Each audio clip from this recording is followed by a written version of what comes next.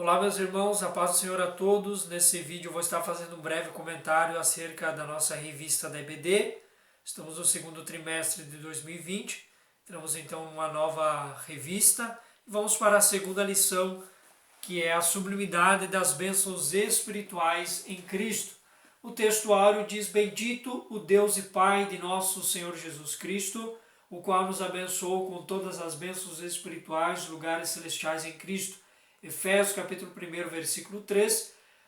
E a verdade prática: Deus nos elegeu em Cristo antes da fundação do mundo, para que desfrutássemos das bênçãos espirituais. Leitura bíblica em classe, Efésios capítulo 1, versículo 13, versículo 4, e do versículo 9 ao versículo 14. Bendito o Deus e Pai de nosso Senhor Jesus Cristo, o qual nos abençoou com todas as bênçãos espirituais, lugares celestiais em Cristo, como também nos elegeu nele antes da fundação do mundo, para que fôssemos santos e irrepreensíveis diante dele em amor, descobrindo-nos o mistério da sua vontade, segundo o seu beneplácito, que propuseram em si mesmo, de tornar a congregar em Cristo todas as coisas, na dispensação da plenitude dos tempos, tanto as que estão nos céus como as que estão na terra.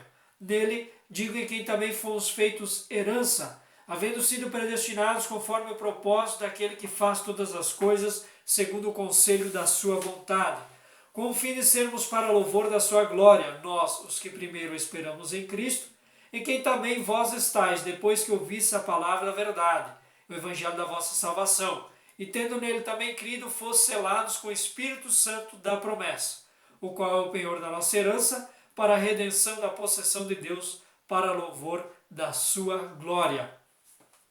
Objetivo geral: esclarecer as bênçãos espirituais concedidas por Cristo Jesus, e objetivos específicos: refletir a respeito da nossa nova posição em Cristo, evidenciar a realidade de uma vida cristocêntrica nesse mundo, explicitar que o Espírito Santo desempenha importante papel no plano da salvação. Introdução: nesta lição vamos abordar a grandeza, a excelência e a perfeição do projeto divino para conceder bênçãos espirituais aos seus escolhidos.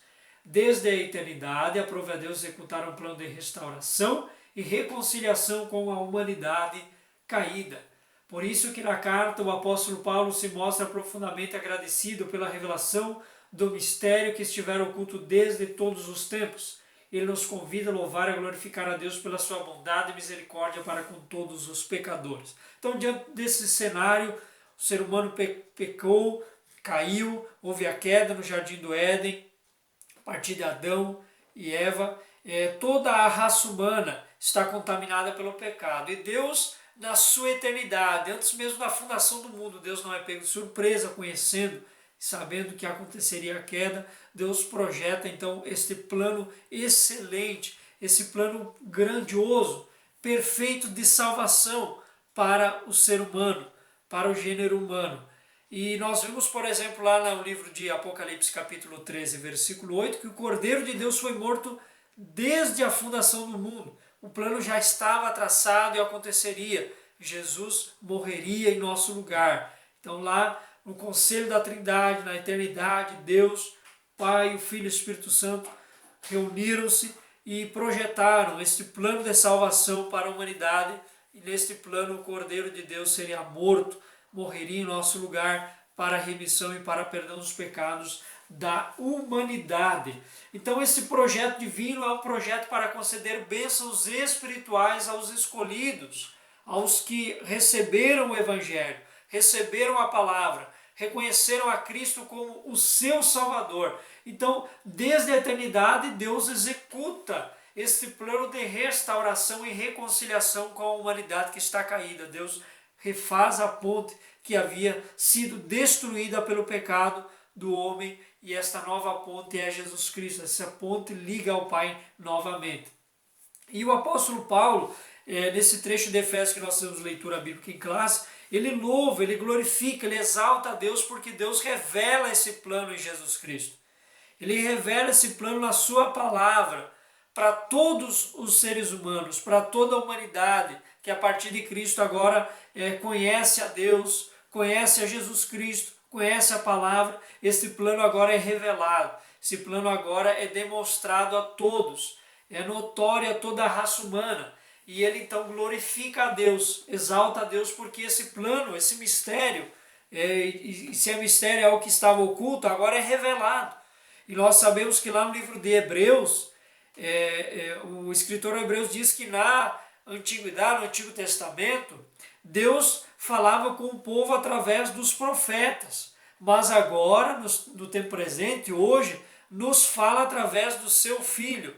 Então, mesmo que os profetas lá no Antigo Testamento profetizavam, anunciavam a vinda do Messias, de certa forma traçavam o plano de salvação que Deus havia planejado na eternidade, no Antigo Testamento está muito oculto ainda, é muito obscuro, são apenas sombras daquilo que haveria de vir, e eles não conseguem ainda compreender. Mas a partir do momento que Cristo vem e traz restauração, traz perdão, reconciliação do homem com Deus, esse plano é revelado, esse plano então é demonstrado, ele fica claro aos nossos olhos. Então nós podemos compreender o plano de Deus, e Deus nos convida a louvar e a glorificar, ou seja, Paulo nos convida a glorificar, a louvar a Deus pela sua bondade e pela sua misericórdia com todos os pecadores. Então a carta aos Efésios não é simplesmente um livro teológico, um livro que nos faz aprender mais sobre Deus simplesmente, mas também nos faz glorificar a Deus. O apóstolo Paulo está nos convidando a glorificar, a exaltar a Deus pela maravilha, pela grandeza desse plano de salvação que ele traçou para a humanidade que estava caída no pecado. Vamos para o primeiro tópico, então, a nova posição em Cristo. No passado estávamos perdidos e condenados à morte eterna, mas por sua infinita graça Deus nos outorgou em Cristo o privilégio da salvação. Então o cenário do homem caído, pecador, sem esperança, sem salvação, por muitas maneiras tentando salvar-se a si mesmo e não conseguindo, então nós estamos também condenados à morte, perdidos. Mas pela infinita graça de Deus, hoje nós fomos alcançados pelo amor e pela misericórdia de Deus, pela sua bondade, por este plano de salvação. Então nós vamos falar sobre esta nova posição em Cristo, que é uma bênção de Deus. É uma bênção hoje poder dizer que nós estamos numa nova posição, que outrora nós estávamos afastados de Deus, longe de Deus, nas trevas, mas agora nós estamos na luz. Estamos na presença do Senhor. Primeiro subtópico aqui, a doxologia. O que é a doxologia? A doxologia, ela vem do grego doxa, que significa glória, logia a palavra, então é a manifestação de louvor e enaltecimento a Deus através de expressões de exaltamento, ou seja, Deus seja louvado, aleluia, e hinos. A doxologia não pode vir desassociada da verdadeira adoração. Então o primeiro subtópico, aqui vai falar então sobre a doxologia. Após expor os versículos de abertura da epístola, o versículo 2, a partir dali o apóstolo Paulo apresenta uma sequência de texto que se caracteriza pela verdadeira adoração e bondade ativa de Deus, é a doxologia. Paulo começa a exaltar a Deus com as suas palavras, a glorificar, a enaltecer o nome de Deus. Ele começa pela frase: bendito Deus e Pai de nosso Senhor Jesus Cristo, onde bendito significa digno de louvor. O apóstolo dá sequência até o versículo 14, por meio de um maravilhoso tributo ao Eterno e suas muitas bênçãos concedidas aos homens. Então o apóstolo Paulo faz questão, nesses primeiros versículos, após fazer a sua apresentação, ele começa já a glorificar a Deus, a exaltar a sublimidade de Deus, a bondade de Deus, a sua misericórdia pela humanidade através das suas palavras nessa carta. Começa a tributar, a venerar, a glorificar a Deus pelas bênçãos concedidas aos homens. E isso é um ensinamento para nós. Quantas vezes, quem sabe, faltam-nos palavras em nossas orações? Então por que nas nossas orações não agradecemos a Deus pelo seu plano de salvação? pela sua graça, pela sua misericórdia, pelo seu amor, por ter nos salvado mesmo não merecendo. Então, o apóstolo Paulo, de uma maneira didática, aqui também está nos ensinando a glorificar a Deus dessa forma. Nesse trecho bíblico trata-se de um hino teológico de gratidão, caracterizado pela repetição do seguinte refrão: para louvor e glória da sua graça. Para louvor e glória da sua graça, a graça de Deus, o favor imerecido é motivo de louvor, é motivo de glorificar a Deus. Ou para louvor da sua glória, aquele ao qual devemos adorar está identificado na expressão Deus e Pai de Jesus Cristo, uma clara referência à Santíssima Trindade com ênfase na natureza divina de Jesus, seu Filho. Então ele glorifica tanto a Deus Pai como a Jesus Cristo, seu Filho, exaltando também a glória, não somente a glória de Deus, mas a glória de Jesus Cristo. Mais uma vez revelando a divindade também de Cristo, a divindade da pessoa de Jesus Cristo, o Filho de Deus. Então ele manifesta esse louvor tanto ao Pai quanto ao Filho nessa expressão de louvor e gratidão. Segundo subtópico, as bênçãos espirituais. Obviamente que as bênçãos espirituais não são materiais, mas provenientes dos lugares celestiais, isto é, do reino espiritual. Essas bênçãos são mencionadas na longa passagem de Efésios, tais como: Deus nos elegeu para sermos santos, predestinou-nos para sermos filhos, nos fez agradáveis para si, remiu-nos por meio do sangue de Cristo, acolheu-nos por sua vontade redentora, revelou-nos a palavra da verdade, selou-nos com o Espírito Santo da promessa e ainda garantiu a validade da promessa. Até aqui depois vou dar sequência. Então, as bênçãos espirituais. A bênção é o quê? A bênção é um favor, é uma graça, é uma bênção recebida, um favor, uma graça de Deus recebida, né? Então, essas bênçãos espirituais, esses favores de Deus são favores espirituais, bênçãos espirituais que vêm da parte de Deus, são bênçãos que vêm dos lugares celestiais. Então, o favor de Deus no plano de salvação, ele vem do céu, ele vem realmente de Deus. Não está simplesmente na nossa força, na nossa vontade, no nosso mérito, mas vem dele. São as bênçãos espirituais que provêm de Deus, isto é, do seu reino espiritual. Então é do reino de Deus que vem todas essas bênçãos espirituais. E nós temos uma relação aqui no livro de Efésios, essa passagem de Efésios, algumas bênçãos de Deus na nossa vida, que muitas vezes, quem sabe, nós não notamos, nós não vemos esses favores, essas bênçãos, essas dádivas de Deus, esses presentes de Deus. Então podemos ver que as bênçãos são presentes, são dádivas, são dons, são favores, é graça de Deus. Por exemplo, aqui, que Deus nos elegeu para sermos santos, predestinou para ser filho, nos fez agradáveis para si, nos remiu por seu sangue, enfim, há toda uma relação de bênçãos que Deus realizou na nossa vida. Então nós temos que glorificar a Deus por isso que Paulo nos incentiva a glorificar e adorar a Deus. Então, e nós vemos aqui que o Espírito Santo da promessa, ele garante essas bênçãos, ele valida essas bênçãos. E essas bênçãos provêm de Deus que planejou a redenção. Deus planejou a redenção, fez todo o plano, arquitetou todo o plano, claro, juntamente com o Filho e com o Espírito Santo, mas nós vemos que o Pai planeja, o Filho, Jesus Cristo, executa, ele vem à terra, ele peregrina aqui neste lugar, carrega sobre si todos os nossos pecados, morre na cruz, ressuscita ao terceiro dia, conclui todo o plano de salvação, coloca em prática, e nós temos também o Espírito Santo que garante essas bênçãos. O Espírito Santo que garante é aquele que Jesus prometeu que viria para estar conosco até a consumação dos séculos. A garantia das bênçãos de Deus é o Espírito Santo. Essas bênçãos nos conduzem a exclamar como Paulo: bendito seja Deus. Que ao final dessa lição nós possamos dizer bendito seja Deus, possamos louvar a Ele. Ponto 3, ou subtópico 3, a nova condição. A expressão em Cristo significa que somos abençoados com toda a bênção espiritual a partir de sua pessoa e obra realizada no Calvário. Então nós somos abençoados a partir da sua obra, a obra de Cristo realizada no Calvário. É por esta obra, por esse sacrifício que nós somos abençoados por meio dele.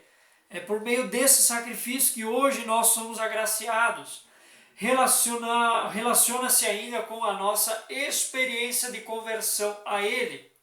Por exemplo, quando nós falamos nesse sacrifício de Cristo, nós olhamos para Hebreus capítulo 9, versículo 12, nem por sangue de bodes e bezerros, mas por seu próprio sangue, entrou uma vez no santuário, havendo efetuado uma eterna redenção.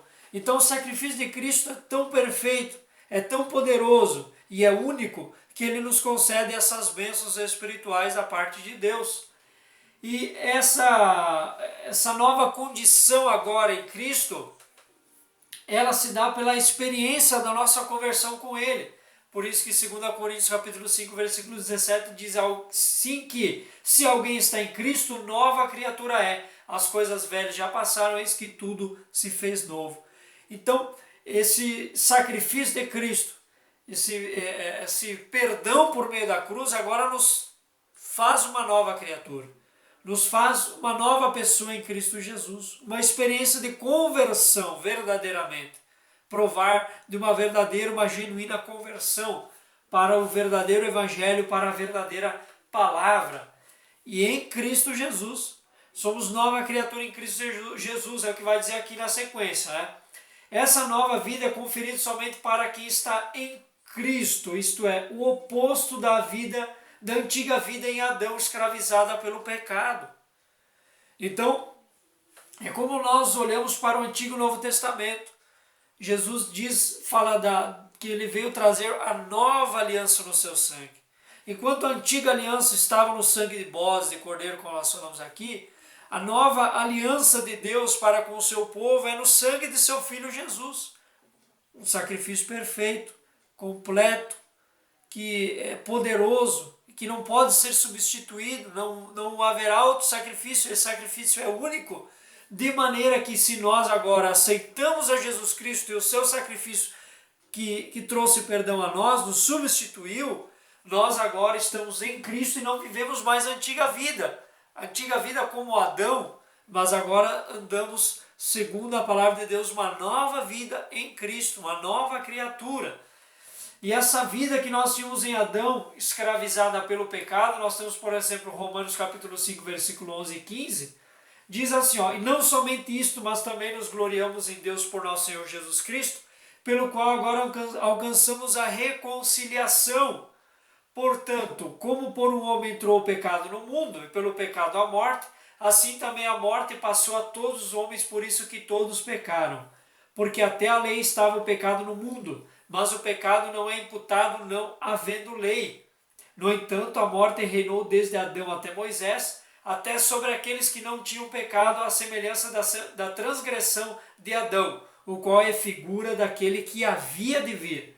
Mas não é assim o dom gratuito como a ofensa, porque se pela ofensa de um homem morreram muitos, muito mais a graça de Deus e o dom pela graça que é de um só homem, Jesus Cristo, abundou sobre muitos. Então nós olhamos para o Antigo Testamento somente como sombra, como um motivo de olharmos para o futuro e entendermos que há esperança.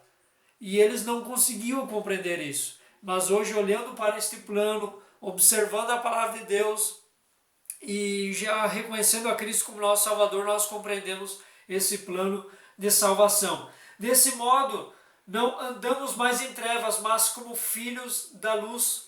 Romanos capítulo 5, versículo 8, mas Deus prova o seu amor para conosco em que Cristo morreu por nós, sendo nós ainda pecadores. Portanto, nossa nova posição é caracterizada pela salvação em Cristo e por isso desfrutamos de todos os benefícios advindos dessa redenção. Agora, então nós somos justificados dos nossos pecados e agora temos uma nova posição em Cristo. Vamos para o segundo subtópico, segundo tópico, uma vida cristocêntrica nesse mundo. Embora o pecado tenha adentrado ao mundo, Deus projetou a primazia de Cristo na remissão dos pecadores e na restauração de todas as coisas para o louvor da sua glória. É interessante, uma vida cristocêntrica nesse mundo. Nós sabemos que a palavra cristocêntrico ou cristocêntrica tem a ver com Cristo ser o centro. Então, irmãos, é importante nós preservarmos isso, que Cristo deve ser o centro do Evangelho. Quando pregamos a palavra, Cristo deve ser o centro. Tudo deve convergir para Cristo, para louvar a Ele, para glorificar a Ele, seja na palavra ou seja no louvor. Quando nós cantamos louvor, temos que cantar louvores bíblicos, louvores que falam de Cristo, falam da sua obra, falam do pecado, falam da restauração, falam da reconciliação, da justificação. Isso é falar de Cristo, isso é colocar Cristo no centro, falar de cruz, falar verdadeiramente o Evangelho. Isso é viver uma vida cristocêntrica nesse mundo. Enquanto o mundo caminha para a glória do homem, para a exaltação do homem, né? Quando o homem é colocado no centro de tudo, nós colocamos Cristo no centro de todas as coisas. E o mundo então ele percebe essa diferença. Porque se nós não colocarmos Cristo no centro, que diferença há com o mundo?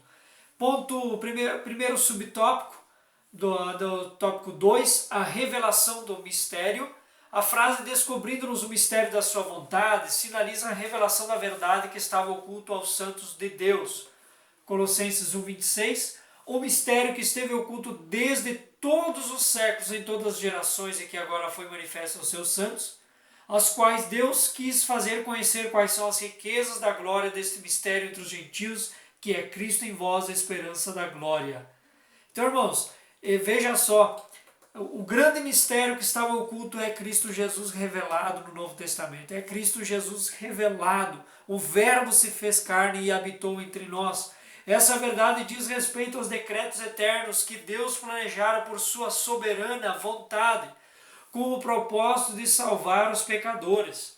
Essa vontade divina é revelada segundo o seu beneplácito, ou seja, de acordo com a sua vontade, com o seu querer, isto é, de acordo com o que lhe agrada fazer por amor e misericórdia. Deus preferiu revelar no momento certo, na hora certa, de acordo com a sua vontade, de acordo com o seu querer.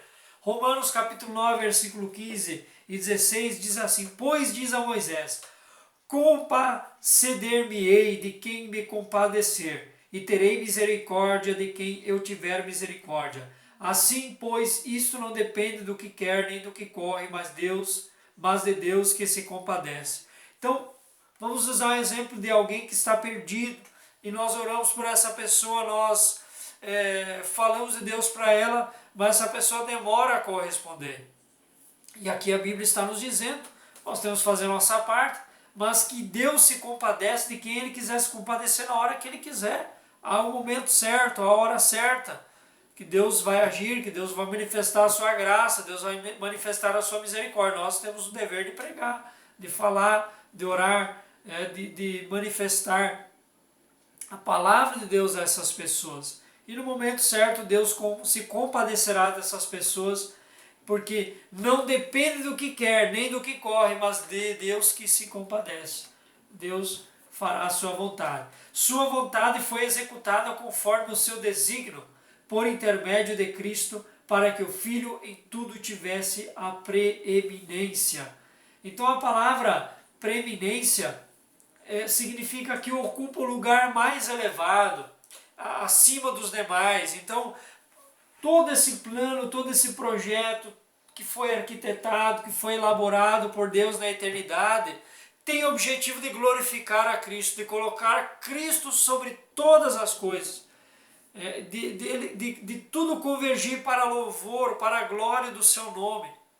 Isso é o Evangelho, isso é a palavra de Deus. Segundo o subtópico, a plenitude dos tempos, Paulo revela que o plano de vida é fazer convergir em Cristo todas as coisas. Isso inclui tudo o que foi criado por Cristo, para Cristo e o que subsiste em Cristo. 1 João capítulo 1, versículo 13, todas as coisas foram feitas por Ele, por intermédio dEle, nada do que foi feito se fez sem Ele. Então Cristo criou também todas as coisas junto com o Pai, com o Espírito Santo, lá no princípio todas as coisas. Implica então dizer que todo o universo, céus e terra, estarão submissos à autoridade e soberania de Cristo. Romanos 14:11 diz: porque está escrito, como eu vivo, diz o Senhor, que todo joelho se dobrará a mim e toda língua confessará a Deus. Então todo joelho se dobrará. Lemos lá em Filipenses também capítulo 2, que todo joelho se dobrará e toda língua confessará que Cristo é o Senhor, que Jesus Cristo é o Senhor. Então todo joelho vai se dobrar e toda língua vai confessar. Então por isso que eu digo, aqui o comentarista está querendo mostrar, revelar a nós, que além desse plano ser elaborado por Cristo juntamente com o Pai, ele também é feito por Cristo, é concretizado por Cristo e converge também para a glória de Cristo. Nesse sentido, a ruptura provocada pelo pecado de Adão, esse problema que foi criado pelo pecado de Adão, é restaurada completamente em Cristo. Todo esse problema do pecado, que aconteceu lá no Jardim do Éden, é resolvido na pessoa de Cristo, na sua obra. Essa declaração não tem conotação universalista, a ideia de que no fim todos serão salvos. Há uma ideia que diz por aí que todos serão salvos, mas isso é impossível, porque nós lemos a Bíblia e entendemos que não é possível que todos se salvem.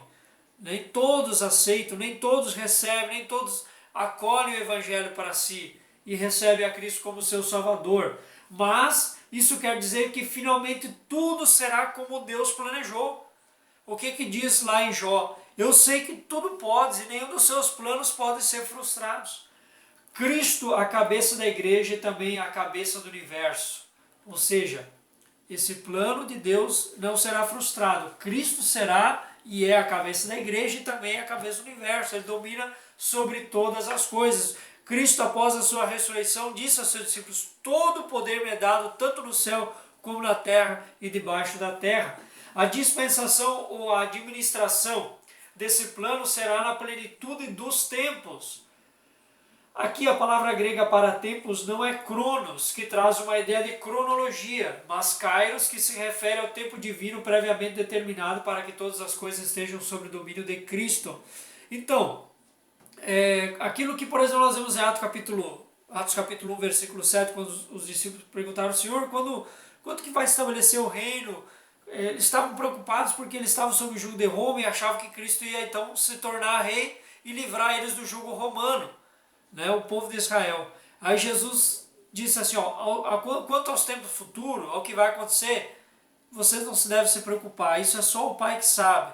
Então, nós vemos que o plano de salvação que é revelado é no tempo de Deus, é na plenitude dos tempos, no tempo certo, na hora certa. Deus agiu, Deus manifestou a sua graça, Deus manifestou a sua glória, Deus manifestou o seu poder, Deus manifestou o seu perdão na pessoa de Cristo no momento certo, na hora certa, conforme o seu plano havia sido planejado, havia sido arquitetado e traçado. Então, não é no tempo humano, o tempo cronos, mas é no kairos, o tempo de Deus. Há o tempo de Deus para todas as coisas. E tudo isso para que estivesse sob o domínio de Cristo. Subtópico 13, então, louvor da sua glória. O apóstolo Paulo, então, enfatiza que as bênçãos são destinadas aos crentes judeus e gentios.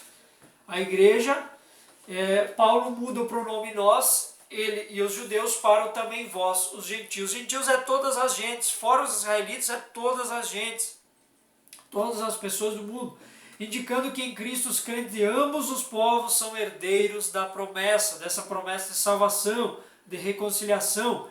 Ele ratifica igualmente que o propósito da eleição não é outro senão louvar e glorificar a Deus. Isso assinala não somente adorá-lo com palavras e ações, mas também levar outros a fazer o mesmo. Então, esse estudo nos convida não só a glorificar, a exaltar, a louvar a Deus, mas viver esse evangelho na nossa vida, a colocar em prática a palavra de Deus, para que assim também outras pessoas sejam alcançadas por esse evangelho. As nossas palavras e as nossas ações sejam motivo de outras pessoas também fazerem o mesmo, fazerem as mesmas coisas que nós fazemos. Agir da mesma maneira, o sentido de glorificar a Deus através das nossas ações e como testemunho de vida alcançarmos outras pessoas também para serem salvas. Por conseguinte, tudo o que somos, fazemos ou possuímos vem de Deus, pois começa na sua vontade e culmina na sua glória.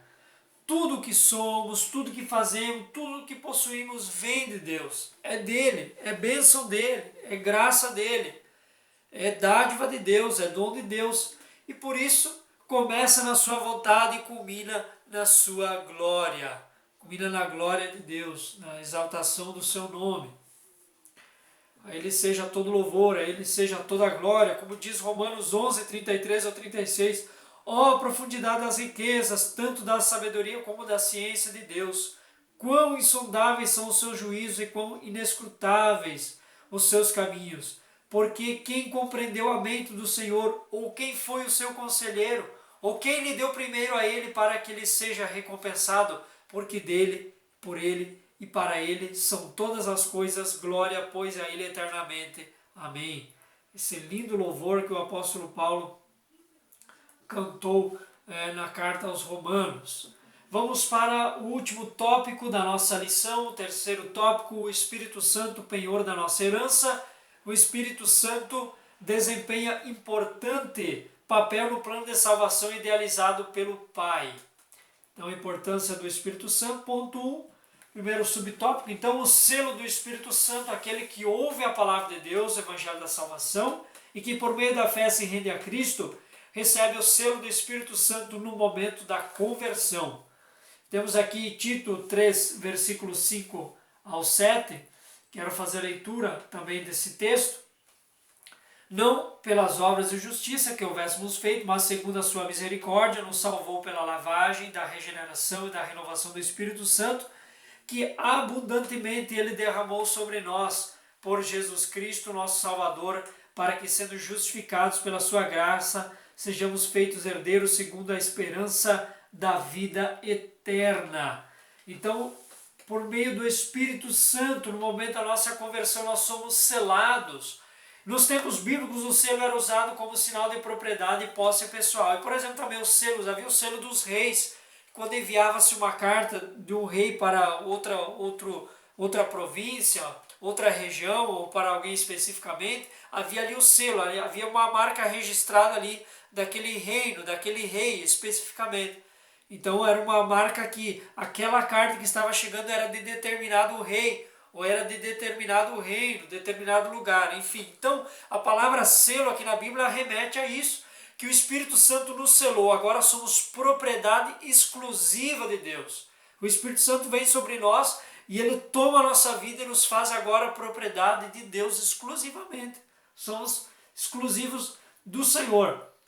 Somos de posse pessoal de Deus. Ao conceder o Espírito Santo ao crente, Deus identifica os que pertencem a Cristo, pois o Espírito Santo testifica daqueles que são filhos de Deus. Temos Romanos capítulo 8, versículo 9, 15, 16, que diz: Vós, porém, não estáis na carne, mas no Espírito, se é que o Espírito de Deus habita em vós, a habitação do Espírito Santo. Mas se alguém não tem o Espírito de Cristo, esse tal não é dele. Então o Espírito Santo ele reconhece quem é de Deus, quem é de Cristo. Porque não recebeis o espírito de escravidão para outra vez estardes em temor, mas recebeis o espírito da adoção de filhos, pelo qual clamamos Abba Pai. O mesmo Espírito Santo, ou melhor, o mesmo Espírito testifica com o nosso espírito que somos filhos de Deus. E também o maligno não nos toca com a presença do Espírito Santo na nossa vida, porque somos filhos de Deus. Assim, a terceira pessoa da Santíssima Trindade tem o papel fundamental de regenerar, de fazer novo, de purificar e santificar o pecador. Ele é quem convence o ser humano do pecado, da justiça e do juízo, e que também produz no crente o verdadeiro relacionamento com Deus por meio do fruto do Espírito, que nós temos lá em Gálatas, que é bem conhecido. Segundo subtópico, o penhor da nossa herança. O termo grego arrabon pode ser traduzido como depósito, penhor, garantia ou ainda a primeira parcela. A palavra tem origem semítica, ou seja, que está no hebraico, né? e era usada nas transações comerciais para assegurar o preço ou garantir o pagamento de algo. Paulo ensina que o Espírito Santo é o depósito que garante a nossa herança em Cristo. Então essa palavra, o penhor da nossa herança, que o apóstolo Paulo faz menção, tem a ver como um depósito de Deus, como um penhor, como uma garantia, uma primeira parcela, um pagamento de Deus, garantindo a nossa herança em Cristo Jesus. Não há quem tome, não há quem tire, está garantido. Já o penhor do Espírito Santo garantindo a nós essa herança, essas bênçãos espirituais. Temos 2 Coríntios capítulo 1, versículo 21 e 22, mas o que nos confirma convosco em Cristo e o que nos ungiu é Deus, o qual também nos selou e deu o penhor do Espírito em nossos corações. É a confirmação do Espírito Santo de Deus na nossa vida, garantindo a herança em Cristo. Tudo isso significa que aquele que tem o selo do Espírito Santo tem a salvação garantida. Isso não quer dizer que o crente está salvo para sempre, independente de sua conduta. Ou seja, agora vou viver de qualquer jeito. Não é isso que a palavra de Deus está dizendo. Mas que a redenção está validada aos eleitos em Cristo que permanecerem fiéis. Temos Mateus 24:13, aquele que for fiel até o fim será salvo. Então, a persistência, manter-se fiel, viver segundo o Evangelho, a palavra de Deus, se pecar, entristecer-se pelo seu pecado, pedir perdão, pedir misericórdia a Deus pelas suas falhas, pelos seus erros, a certeza é da salvação, é do perdão, é que Deus trará sobre nós os seus benefícios e o benefício final, o melhor de todos, é poder desfrutar da sua eternidade na sua presença. Conclusão do nosso estudo, então, nessa porção da epístola aos Efésios, o plano de vida revelado resulta na reconciliação do ser humano com Deus por meio de Cristo e na restauração de todas as coisas, visíveis e invisíveis. Ambos os propósitos devem redundar em louvor e glória ao Deus eterno. Na plenitude dos tempos, todo o desígnio divino estará plenamente executado. Então, meus irmãos, esse foi o estudo. Tentamos de uma maneira sucinta, rápida, expor algumas coisas que achávamos importante aqui destacar. E quero desejar que Deus abençoe todos vocês aí nos seus lares, com as vossas famílias. E muito obrigado pela atenção. Que Deus abençoe a todos. Fiquem na paz do Senhor, meus irmãos.